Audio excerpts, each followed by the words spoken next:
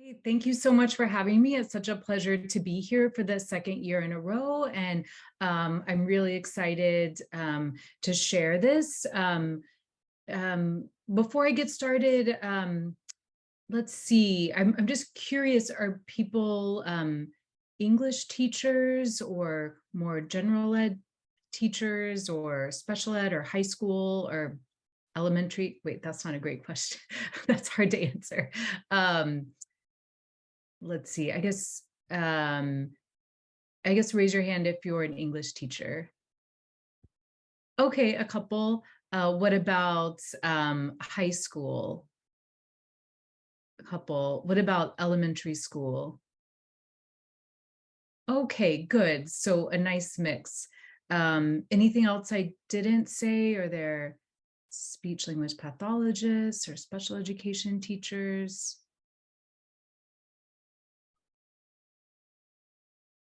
Okay, well, I think that's almost everyone. So I tried to make this relevant for a broad range of practitioners. So I'll go ahead and get started. Let's see. Okay, so I've decided to share 3 studies that I've been working on over the past year. I'm an assistant researcher. I'm at the Center for Dyslexia, Diverse Learners, and Social Justice at UCLA, and I'm working on various studies and doing research. And I think sometimes research gets stuck in journals and it doesn't make it all the way to the classroom. So I'm really hoping that some of the stuff that I'm working on or my colleagues are working on will be relevant to the work that you're doing, and that you can have some takeaways back to your classroom and your students. So broadly, I'm going to go over 3 research questions or 3 research studies in this talk. So first, I'll talk about a review I've done on children's executive functioning skills. And then I'll talk a little bit about a study I did with older students who are designated English learners. And then the last study I'm going to talk about is a study I did on assessing young children for risk of dyslexia. So the first one I want to talk about is a study on assessing and improving children's executive functioning skills. Are people familiar with, see if I can see this, executive functioning skills? Can raise your hand or not so much, nod. Okay, great, some of you, great. Well, this is going to be an overview, and yeah, we'll just talk a little bit about, do a deep dive into the different parts of executive functioning skills. Okay. Great. So just an overview is that executive functioning skills, for people who are less familiar with them, they're the skills that students need to be successful in school, and they help students develop both the academic and the social emotional skills required for success in school. Yet, you know, executive functioning skills aren't often assessed in schools. They're not often discussed in teacher preparation programs. And EF skills aren't often the target of interventions. And I hope that, you know, we can change that a little bit, and that, you know, there can be more of a discussion about children, students, or even teachers' executive functioning skills. So broadly defined, executive functioning skills are the skills individuals use to achieve goals. These skills include planning, inhibition, and intentional control. So what this looks like is executive functioning skills allows children to positively interact with the teacher, initiate the appropriate level of involvement in tasks, pay attention to directions, and just successfully work with other students. And executive functioning skills are really important because researchers that have looked at these skills longitudinally have found that, you know, when you measure children's executive functioning in school skills in preschool or kindergarten or early on in elementary school, they're really predictive of the reading and math skills students have for a very long time, elementary, middle, high school, and even beyond. And then EF skills, which I'll talk about, the more like hot or effective EF skills, like emotional regulation, are also linked to children's social and academic success in kindergarten and beyond. EF skills have also been linked to language development, vocabulary development, children's theory of mind, and even moral behavior. So taken together, these skills are really, really important. So what are they? So there are cognitive components of executive functioning skills. So they that executive functioning facilitates future-oriented behavior by allowing for planning, flexible strategy employment, impulse control, and organized search. Broadly, you can think about cognitive EF as having three components: shifting between sets, updating and working memory, and then inhibition. And I'll talk about each of those and give examples. So inhibition is a very important one. So this is response inhibition. It refers to the ability to control one's thoughts, actions, or emotions, particularly in a way that avoids an automatic response. Psychologists emphasize that this type of inhibition must be deliberate and not a reaction. And you can tell, like in a classroom setting, children and students need a lot of inhibition, just to pay attention to the teacher and not get distracted by something, going on with another student or their phone or anything else like that. So inhibition is a really important one. The next one, working memory. So this is kind of what's been called the brain system that provides temporary storage and manipulation of the information necessary for such complex cognitive tasks like language comprehension, learning, and reasoning. And some researchers differentiate working memory from short-term memory, and they say that this requires a manipulation of information. So it's not just remembering the information, it's being able to manipulate it. So for example, a working memory task may be something like, if I give you a string of numbers, you have to say those back to me, but in a way, in backwards order.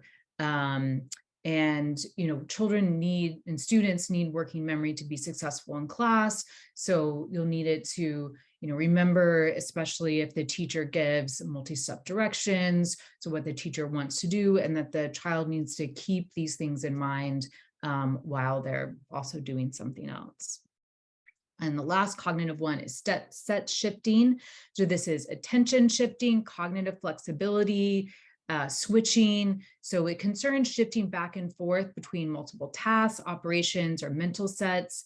Set shifting is a skill needed when rules change. And as students go along in school, there's like a lot more rules that change, even rules when it comes to reading. So, they might first learn that the letter C has that kind of K sound like cat, but then as they get older and learn more sounds, they learn that sometimes it makes the S sound. So just being able to shift that would be an example of how students need set shifting, in school, and particularly for reading.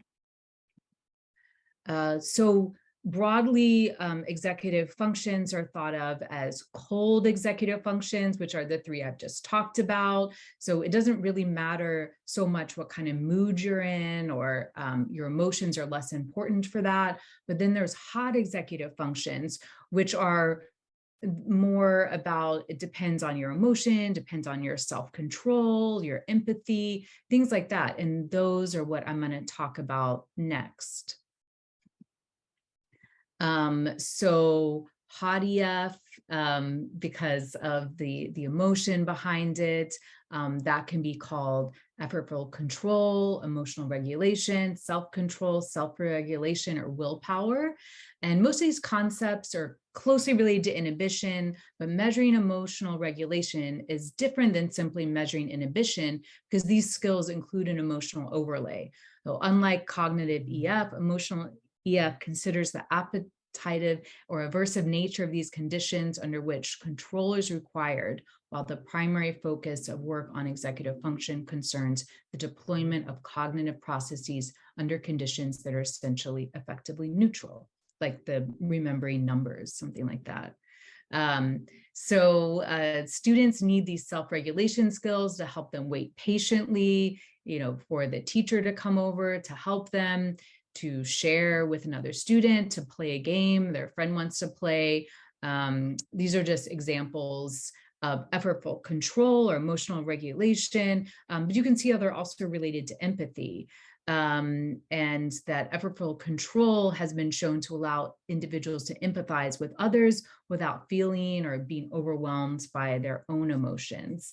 So this picture here is a girl that there's a famous test called the marshmallow test, where some people are naughty, where they ask children, to wait to eat the marshmallow. So that would be an example of emotional or hot executive functioning. So seeing the control.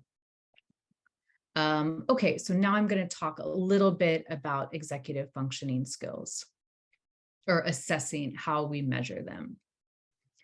So successful completion. So the first one is inhibition. So how do we measure just the cold cognitive inhibition? So these are they call them conflict tasks. So this is called a Stroop task, where you'll see color words written in a different color than the word, and then you must say the color of the print and inhibit reading the word out loud. So you can see how, when you see the first word that says blue, you might want to say red. So you have to inhibit that and then read it. So I don't know if anyone just wants to give this a go, give it a try. You don't have to say it out loud, but just read the word instead of the saying the color. That's how, this inhibition task works.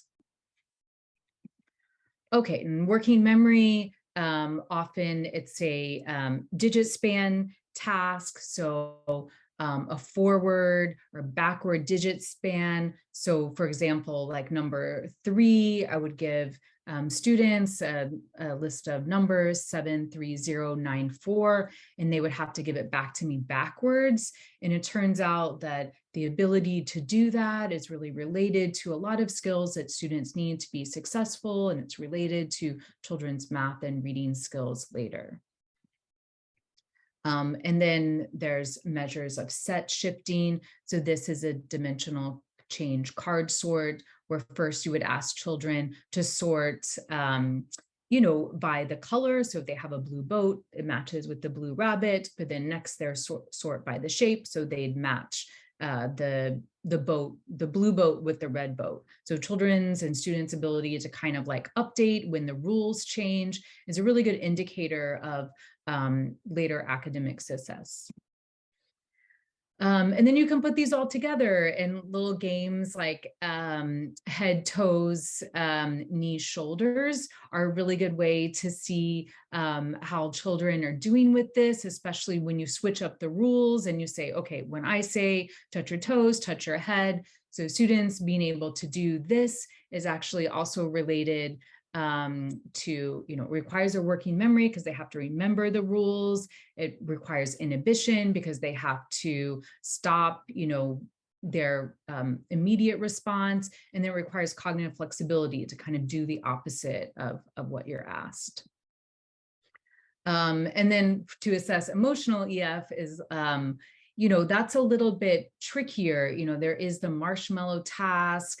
And then there's, how much can you wait to eat candy? I'm sure all of us do this on a daily basis. Like, do you go back for that extra cookie? So all of that is tapping into our emotional regulation. And there are ways to measure this in children and also to improve it.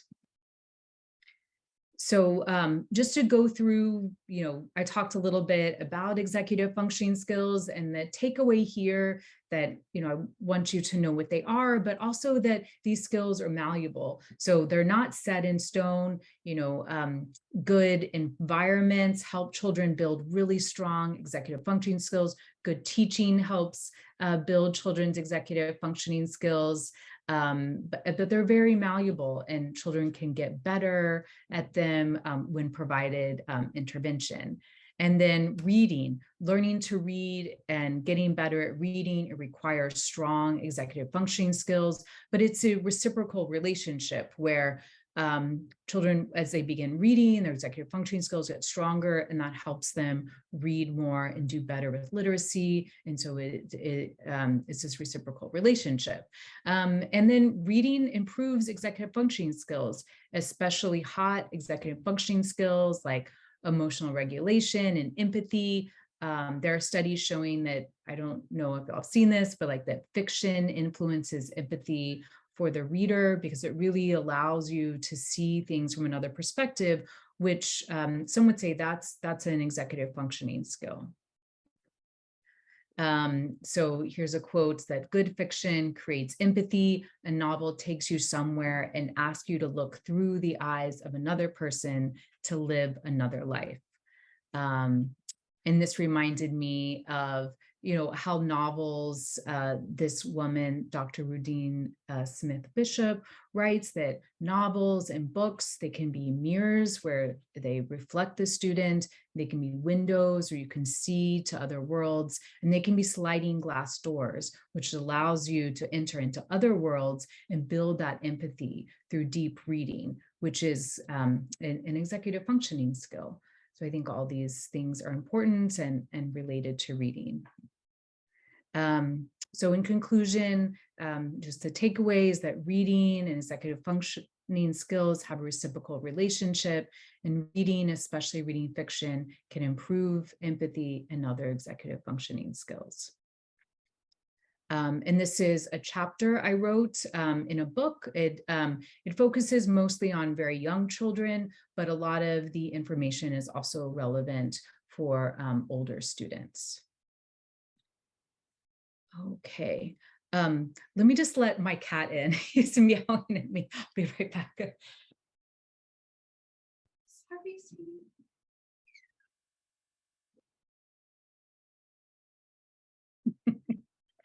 Have to have empathy for that little guy too. He doesn't like closed doors. Okay.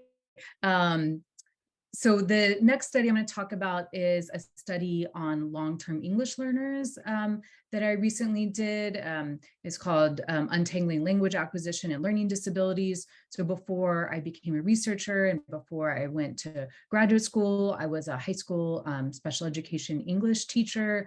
And in one of the schools I worked in, I had quite a lot of students that were identified as long-term English learners. And I was really curious kind of, once I learned how to do research, to learn more about these students, because they were very proficient in English to me. And so I did a study on how these students perform on a number of skills. Okay, so just a brief background about students who are English learners. So in about 21% of American households, language other than English is spoken. Some children from these households are bilingual. When they enter school, they're assessed. Some of them are just initially fluent in English, and others are designated English learners following formal language testing. About 10% of all American public school students are English learners, but in California, it's almost double that. It's close to 20% are English learners designated. According to research, English learners typically need about 4 to 8 years of instruction before they become academically proficient in English. And English learners who are reclassified as English proficient, they often have the same or even better academic outcomes. And these advantages are likely related to the substantial benefits associated with bilingualism. So going back to what I talked about executive functioning skills, and I hopefully you've all read information about the bilingual advantage. And I think what some researchers has found is what I was talking about the skill of inhibition. If you know 2 or even more languages, you're often inhibiting a response in your native language and then pulling out the response in a new language, and just doing that over and over again really helps your brain get very strong and flexible. And that's where a lot of the benefits to bilingualism are found. But going back to English learners or students that aren't yet considered bilingual by this school, they're usually, most students reclassify very quickly, but some students, they enter kindergarten as English learners and they stay English learners into middle and high school. And some people call these students English learners if they've been long-term English learners, if they've been identified for more than 6 years. So I read a lot of studies on long-term English learners. A lot of the well-cited studies just show, well, these students tend to have low grades, low scores on standardized tests, and, they don't always go to college. But there are some more qualitative studies that show more nuanced views of these students, and they show that they're do really well in their English classes, even though they are designated long-term English learners. They often comprehend and analyze high school level texts in really excellent ways. And they're also very good at translanguaging skills. So that means that they're often they're switching back and forth between 2 or even more languages when they're in the classroom. Again, this is an executive functioning skill that's a really high level skill. And that's something that's not often valued formally in some classrooms. And then I looked a little bit into long-term English learners who were in special education. And, there was some information that, there are a lot of students that this overlap between students who are designated long-term English learners and students who are found eligible for special education services, that there is a lot of overlap there. And also that teachers in the younger grades can be hesitant to refer students who are English learners to special education testing, because it's unclear, are they still learning English? Should we assess them in English or in another language? So that delay getting those services is another issue sometimes with students who become long-term English learners. So I looked at the profiles of students who are long-term English learners on a measure of their English language development. And I looked to see also, were the profiles different for long-term English learners in special education or with learning disabilities. I looked at 560 students who were long-term English learners in grades 6 through 12. They were in California, and the demographics of the students were very similar to the demographics you'd see in a district like Los Angeles Unified School District. So I looked at how students did on the CELT. This was a few years ago. I know there's a new assessment now, but it basically is still measuring the same skills: students listening, speaking, reading, writing. And so students receive a score on each section and then an overall score for the entire test. And the CELT is designed to measure the construct of English language proficiency, just like the new test now, which I think is the LPAC. And students, so I didn't have their formal scores, but I did have their performance level. So it was beginning, which is a very limited English skills, and then as they get better, early intermediate, early advanced, and advanced, a 5, which is equivalent to a native English speaker. So my results were, I saw that each year from 6 to 12, thankfully, a lot of students are reclassifying. So there aren't too many long-term English learners that are still English learners in 12th grade, but there were a few. And then each year, the number of students who were LTELs who were also in special education increased. I also looked at the performance level in reading And if you can see here, so for all students who are designated long-term English learners, they got around a 3 in reading. But if you look at LTELs in special education, they were usually getting a 2, and then students with learning disabilities, a lot of them were getting 1s. So this reading was really kind of like the gatekeeper for allowing them to, preventing them from reclassifying. And then if you look at something like speaking, here the students were doing really well. They were getting 3s, 4s, and 5s. And so there was just a stark difference between the expressive language skills of the students who were classified as LTEL and then their reading. So I did a bit of a review about, what can really help students who remain designated English learners. Bilingual and dual language programs have been shown to be really helpful. And then also developmentally appropriate curriculum. I found that a lot of the middle and high schools don't necessarily have a lot of room in the schedule, or have classes particularly for students who are long-term English learners. But if they do develop them, it would be really important to have developmentally appropriate curriculum, and then a focus on basic reading and writing, but then also more advanced skills like English grammar and syntax. Another thing that would be really beneficial for these students who may remain English learners for a long time is, they would benefit from grade level academic courses with their peers where their bilingualism is valued and where multilingual and translanguaging skills are leveraged, and all classrooms promote students' academic language and literacy. And then also, I think it would be important to, these classes could include discussions about the arbitrariness of standard English and, the history and the bias inherent in curricularized English. Lisa Delpit has some really good books on this. Here's a quote from her here. The curriculum we use to teach our children does not connect in positive ways to the culture young people bring to school. It is doomed to failure. So I think she has a lot of good ideas about how to leverage what children and students already know and to make sure that's valued in the classroom. And then there are several implications for students who are English learners or long-term English learners who also are in special education.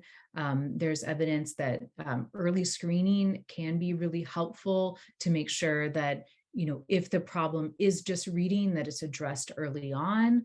And then, to rethink the classification for an English learner if their area of need is just simply reading. And looking back at the assessments, if students, my recommendation would be that if students are doing really well in the listening speaking, maybe they don't need to take it every year. The reading and writing skills could potentially be monitored, but maybe not with the same assessments that are just for English learners. They could be tracked using the same assessments all the other students are taking. And I, recently have been working with some people at LUSD. I know they do have some policies around being more flexible for students who are long-term English learners who are also in special education. But again, that's usually just by a case-by-case basis, but they are making a lot of progress in this area. I think that it's important to, mention that there are social justice implications for this this kind of assessment. So most students in California who are long-term English learners are Spanish-speaking Latinx students. And then, so it's a little, I think we just need to be cautious because, this is a school mandated test that is really closely linked to race and ethnicity. Also the presence of so many long-term English learners, in a place like Los Angeles, it really goes against some of the Office of Civil Rights mandates that English learners need to be able to participate meaningfully and equally in educational programs. and they need to achieve English language proficiency within a reasonable amount of time. So just to conclude this study, my co-authors and we wanted to shift to talk more about students who are long-term English learner strengths, and then to kind of push back a little bit on this label that suggests that a limited familiarity with English language or with the US educational system. We agree with these authors that instead this phenomenon may be the result of a particularly onerous equity trap. So just to conclude here, we found that most long-term English learners are proficient and fluent in understanding and speaking English, and the lower reading and writing scores we saw could partially be explained by issues that can impact many students in high poverty schools. Other researchers have given these same tests to kids that, are monolingual, and they fail it. So it's, students can get a little caught up, have a hard time reclassifying, but it might be inherent in the test. And then for students who are long-term English learners who are also have learning disabilities, there may be an underlying issue like dyslexia that's preventing them from reclassifying. And we want to work with school districts to make sure that that's not the case. And we know that with effective support, many more students who are English learners will avoid the LTEL label and better reap the cognitive and social benefits associated with bilingualism. Okay, and this is the paper I'm referencing with my advisor who is at UCLA, Dr. Allison Bailey, and my colleague, Dr. Diane Hager. We wrote that paper.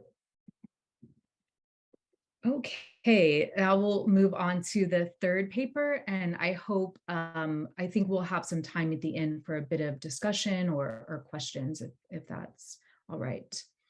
Okay, the final study is a study that we are still working on, and it's about dyslexia screening. So universal screening for risk of dyslexia.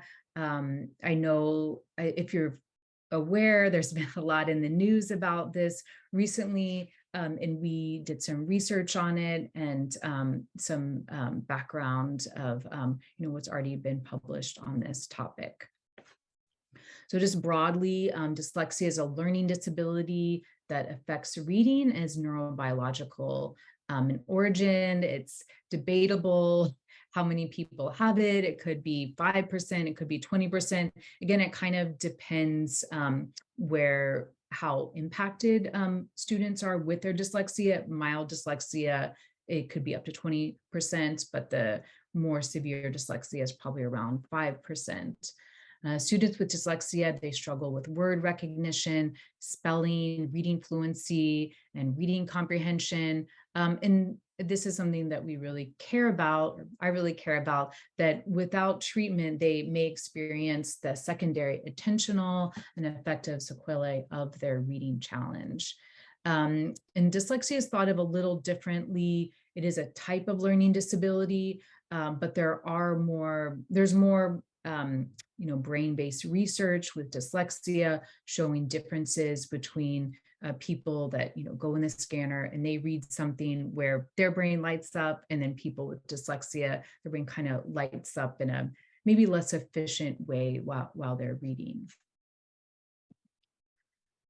So there's something in dyslexia research that is called the dyslexia paradox. So this is that students are not identified with dyslexia until later on in school, typically after they've repeatedly failed to learn to read. But reading interventions in kindergarten and first grade have been shown to be the most effective. And although later interventions are effective, the early ones have been shown to be much more effective.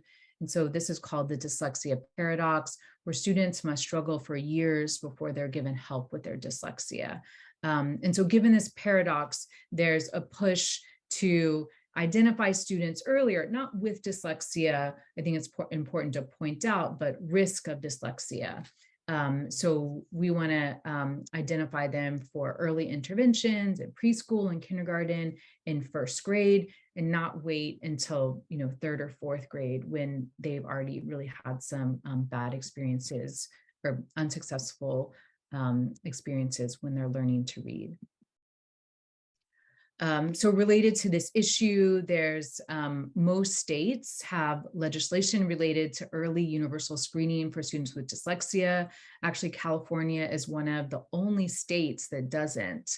And I think a lot of this is around the debate around English learners and should they be screened. Universal screening means that everyone should be screened, but there's a debate over, which makes a lot of sense.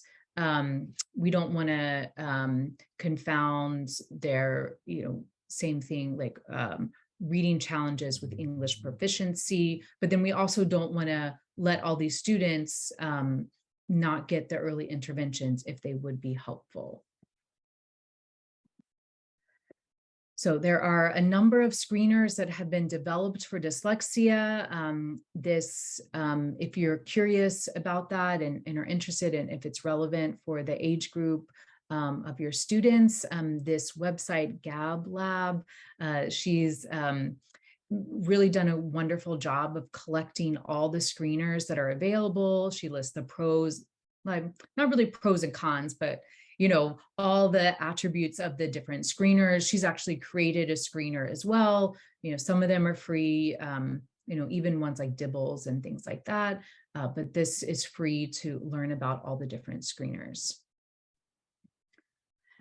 So what do the screeners look like? So it depends on the age, but since most of the screeners are for younger students, a lot of them measure students' phonological awareness. So this is the ability to identify, blend, and manipulate the sounds in words.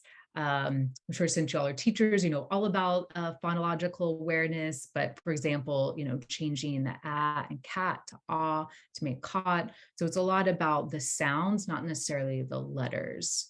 And it turns out that this ability very early on is really predictive of how students do with reading later. So if we screen for students' phonological awareness very early and they're really struggling with it, that might be a student we'd want to intervene with. Here are just some examples of phonological awareness. I think the manipulation one can be hard, but again, it's about the sound. So if students can identify, things that rhyme, that's always really good. And then if they can hear different sounds of words or parts of words or syllables and then put them together, that's also a really good sign if students can do that.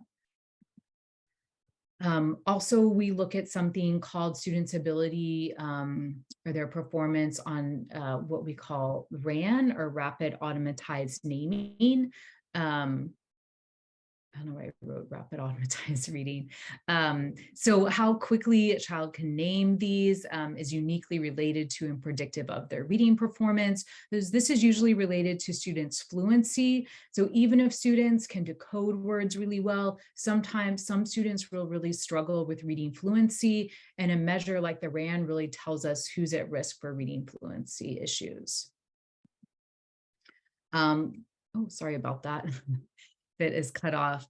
But also, obviously students' knowledge of their letters and the sounds, the letters or the digraphs represent is predictive of how they'll do later. We also give nonsense words to students. So these types of words, because students sometimes memorize a lot of words, but if you give them nonsense words, you really can see, look under the hood and see what sounds they really know. And so we do this with students in our screening too. And I think a lot of dyslexia screeners include things like nonsense words or not real words. Okay, so we basically did a study to look at how students who were designated English learners performed on a dyslexia screener compared to students who were not English learners. And the measure that we used flagged students. So they got a little flag next to their name if they were flagged by our screener. So we compared the students, we looked at the students who were flagged, and we looked to see if they were English learners or not, and to look to see if there was a significant difference.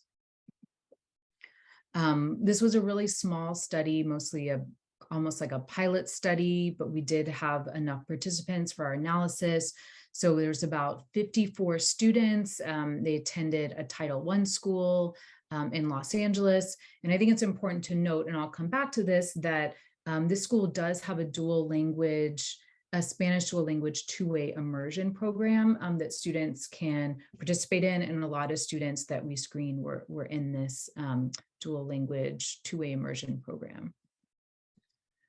So this is just the details. We looked at, students. We had two groups of students who were English only, and then students who were limited English proficient, designated by the school. And we also had initially fluent and reclassified fluent. We grouped those with the students who were English only.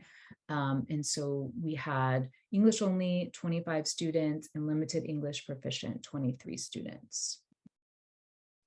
And here's all the measures we gave the children. We used an app called Early Bird, which is that researcher I showed you, Dr. Gab. She has created a measure called Early Bird, or with her colleagues, and we used some of that. So we looked at students' letter knowledge, their letter sound knowledge. This example of the Pip playing the game with them. So Pip, they played on an iPad, Pip shows them how to play it and they play it. So this would be the letter knowledge, where they hear the letter and then they choose it. There was also a blending task where they heard parts of a word and they had to put them together. Non-word repetition. So this it goes back to executive functioning. This is a little bit of a working memory. They heard something like now bushak or something, and they had to remember it and say it back. And then rhyming, they saw pictures and they had to identify which ones rhymed. Again, that's a phonological awareness task. We also looked at their listening comprehension, if they could follow directions that the app would tell them to kind of like, circle something on the screen. That was a measure of comprehension. There's oral sentence comprehension. And then we looked at a RAN measure. And then we also looked at a sight word measure and a phonemic decoding efficiency, which was a measure of how students did on nonsense words. So our results are, we found that students who were designated English learners and students who were not designated English learners performed very similarly on most measures. So on letter sound knowledge, on blending, on non-word repetition, on following directions, on RAN, and nonsense word reading. So these students were performing very similarly to, even if they had the English learner designation. And then overall, about a third of the students were flagged for risk of dyslexia, and 26% of the English only students were flagged, and 43% of the English learners were flagged. And we did some analysis, and it turned out that wasn't a significant difference, but we definitely want to go back and do a larger sample to see if that would still hold. So I think, but looking at the measures where students performed very similarly, that we think that this may be related to the dual language and the bilingual program, which has been shown to be especially helpful for improving English learners' reading and language skills. We saw students who are English learners doing really, really well on lots of these skills that are necessary for successful reading. But there were a couple of measures that the students who were English learners were struggling on compared to their monolingual peers. And, one of them was related to oral language comprehension. And so this I think goes back to this simple view of reading, which shows that, not only do you need decoding skills, but you also need the language comprehension skills to read proficiency. Um, and there are a lot of interventions that have been shown to be very successful for this. So we found that students who were English learners performed a little lower than students who were not English learners on rhyming, which is a phonological awareness skill. And then that they also struggled with oral language, or two of our measures, receptive vocabulary and oral sentence comprehension. And again, this is kind of expected because these students, they know two languages. So, we're only testing them in one, and their skills are really spread across two. But this does go back to the simple view of reading, which I think these students are doing really well with word recognition, but their language comprehension is also really important because we need both of those to go together for really good reading skills. I think the reading rope is also relevant here, where students need both language comprehension and word recognition skills, and being able to see how students are doing on both is really necessary to see like who may be is someone that would benefit from an intervention early on.